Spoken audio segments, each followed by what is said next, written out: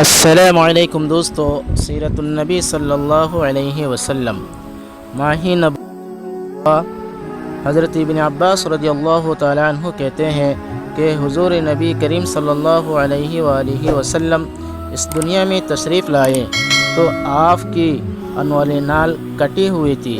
انوال نال کو بچے پیدا ہونے کے بعد دایا کٹی ہے۔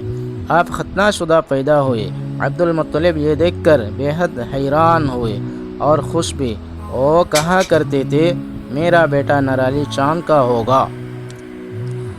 آپ کی پیدائش سے پہلے مکہ کے لوگ خشک سالی اور قحط کا شکار تھے، لیکن جو ہی آپ کے دنیا میں تشریف لانے کا وقت قریب آیا، بارشیں شروع ہو گئی، خشک سالی دور، درخت ہرے بھرے ہو گئے اور پھلوں سے لد گئے، زمین پر سبزہ ہی سبزہ نظر آنے لگا۔ پیدائش کے وقت آپ اپنے ہاتھوں پر جھکے ہوئے تھے، سر آسمان کی طرف تھا۔ ایک روایت کے الفاظ یہ ہے کہ گھٹنوں کے بل جھکے ہوئے تھے، مطلب یہ کہ سجدے کی سے حالت میں تھے۔ آپ کی مٹھی بند تھی اور شہادت کی انگلی اٹھی ہوئی تھی، جیسا کہ ہم نے نماز میں اٹھاتے ہیں۔ حضور انور صلی اللہ علیہ وسلم فرماتے ہیں جب میری والدہ نے مجھے جنم دیا تو ان سے ایک نور نکلا، اس نور سے شام کے محلات جگمگا اٹھے۔ آپ صلی اللہ علیہ وسلم کی والدہ سیدہ آمینہ فرماتی ہے کہ محمد صلی اللہ علیہ وسلم کی پیدائش کے وقت ظاہر ہونے والے نور کی روشنی میں مجھے بصرہ میں چلنے والے اونٹوں کی گردنی تک نظر آئی۔ علامہ سہلی رحمۃ اللہ علیہ نے لکھا ہے کہ آپ صلی اللہ علیہ وسلم پیدا ہوئے تو آپ نے اللہ کی تعریف کی۔ ایک روایت میں یہ الفاظ آئے ہیں اللہ اکبر کبیرا والحمد للہ کثیرا وسبحان اللہ بکرۃ واصیلا۔ اللہ تعالیٰ سب سے بڑا ہے، اللہ تعالیٰ کی بے حد تعریف ہے اور میں صبح شام اللہ کی پاکی بیان کرتا ہوں۔ آپ کی ولادت کس دن ہوئی؟ اس بات پر سب کا اتفاق ہے کہ وہ پیر کا دن تھا۔ آپ صبح فجر طلوع ہونے کے وقت دنیا میں تشریف لائے۔ تاریخ پیدائش کے سلسلے میں بہت سے قول ہے۔ ایک روایت کے مطابق 12 ربیع الاول کو پیدا ہوئے، ایک روایت 8 ربیع الاول کی ہے، ایک روایت 2 ربیع الاول کو پیدا ہوئے۔ اس سلسلے میں اور بھی بہت سارے روایت ہے۔ زیادہ تر مورخین کا خیال ہے کہ آپ 8 ربیع الاول کو پیدا ہوئے۔ تقویم کے طریقہ کے حساب سے جب تاریخ نکالی گئی تو 9 ربیع الاول نکلی۔ مطلب یہ کہ اس بارے میں بالکل صحیح بات کسی کو معلوم نہیں۔ اس پر سب کا اتفاق ہے کہ مہینہ ربیع الاول کا تھا اور دن پیر کا۔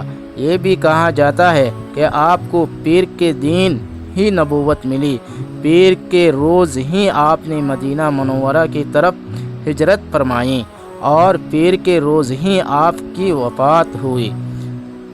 آپ عام الفیل میں پیدا ہوئے، یعنی ہاتھیوں والے سال میں۔ اس سال کو ہاتھیوں والا سال اس لیے کہا جاتا ہے کہ ابرہہ نے ہاتھیوں کے ساتھ مکہ مکرمہ پر چڑھائی کی تھی۔ آپ کی پیدائش اس واقعہ کے کچھ ہی دن بعد ہوئی۔ واقعہ کچھ اس طرح ہے کہ ابرہہ یمن کا عیسائی حاکم تھا۔ حج کے دنوں میں اس نے دیکھا کہ لوگ بیت اللہ کا حج کرنے جاتے ہیں۔ اس نے اپنے لوگوں سے پوچھا یہ لوگ کہاں جاتے ہیں؟ اسے جواب ملا بیت اللہ کا حج کرنے کے لیے مکہ مکرمہ جاتے ہیں۔ اس نے پوچھا بیت اللہ کس چیز کا بنا ہوا ہے؟ اسے بتایا گیا پتھروں کا۔ اس نے پوچھا اس کا لباس کیا ہے؟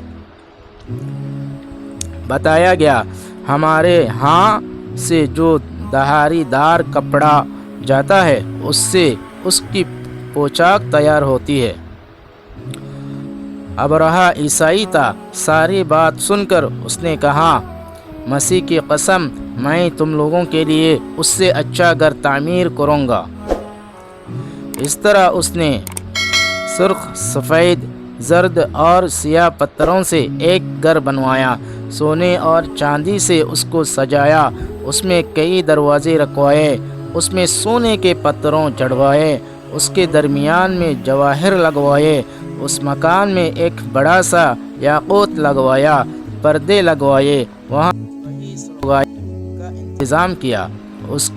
اس کی دیواروں پر اس قدر مشق ملایا جاتا تھا کہ وہ سیاہ رنگ کی ہو گئی، یہاں تک کہ جواہر بھی نظر نہیں آتے تھے۔ پھر لوگوں سے کہا، اب تمہیں بیت اللہ کا حج کرنے کے لیے مکہ جانے کی ضرورت نہیں رہی، میں نے یہیں تمہارے لیے بیت اللہ بنوا دیا ہے، لہذا اب تم اس کا طواف کرو۔ اس طرح کچھ قبائل کئی سال تک اس کا حج کرتے رہیں، اس میں اعتکاف کرتے رہیں، حج والے مناسک بھی یہیں ادا کرتے رہیں۔ عرب کے ایک شخص نفیل خشمی سے یہ بات برداشت نہ ہو سکی، وہ اس مصنوعی خانہ کعبہ کے خلاف دل ہی دل میں کرتا رہا۔ آخر اس نے دل میں ٹان لی کہ وہ ابرہہ کی اس عمارت کو گندہ کر کے چھوڑے گا۔ پھر ایک رات اس نے چوری چپے بہت سی گندگی اس میں ڈال دی۔ ابرہہ تو سخت غضبناک ہوا، کہنے لگا، یہ کارروائی کسی عرب نے اپنے کعبہ کے لیے کی ہے، میں اسے ڈھا دوں گا، اس کا ایک ایک پتھر توڑ دوں گا۔ اس نے شام و حبشہ کو یہ تفصیلات لکھ دی، اس سے درخواست کی کہ وہ اپنا ہاتھی بھیج دے۔ اس ہاتھی کا نام محمود تھا۔ یہ اس قدر بڑا تھا کہ اتنا بڑا ہاتھی روئے زمین پر دیکھنے میں نہیں آیا تھا۔ جب ہاتھی اس کے پاس پہنچ گیا تو اپنی فوج لے کر نکلا اور مکہ کا رخ کیا۔ جب لشکر مکہ کے قرب و جوار میں پہنچا تو ابرہہ نے فوج کو حکم دیا کہ ان لوگوں کے جانور لوٹ لے جائیں۔ اس کے حکم پر فوجیوں نے ان میں عبد المطلب کے اونٹ بھی تھے۔ نفیل بھی اس لشکر میں ابرہہ کے ساتھ موجود تھا اور یہ عبد المطلب کا دوست تھا۔ عبد المطلب اس سے ملے، اونٹوں کے سلسلے میں بات کی۔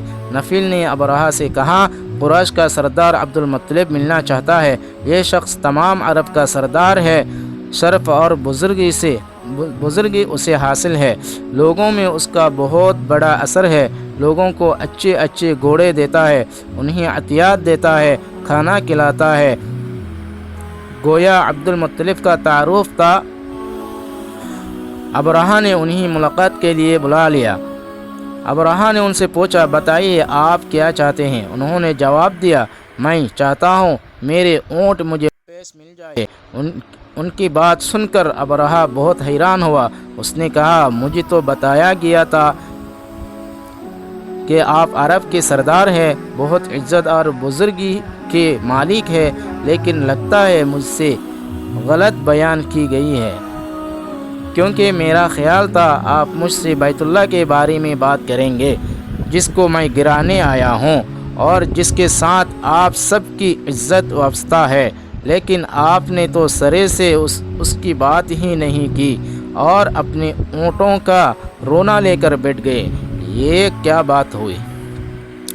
اس کی بات سن کر عبد المطلب بولے، آپ میرے اونٹ مجھے واپس دے دیں، بیت اللہ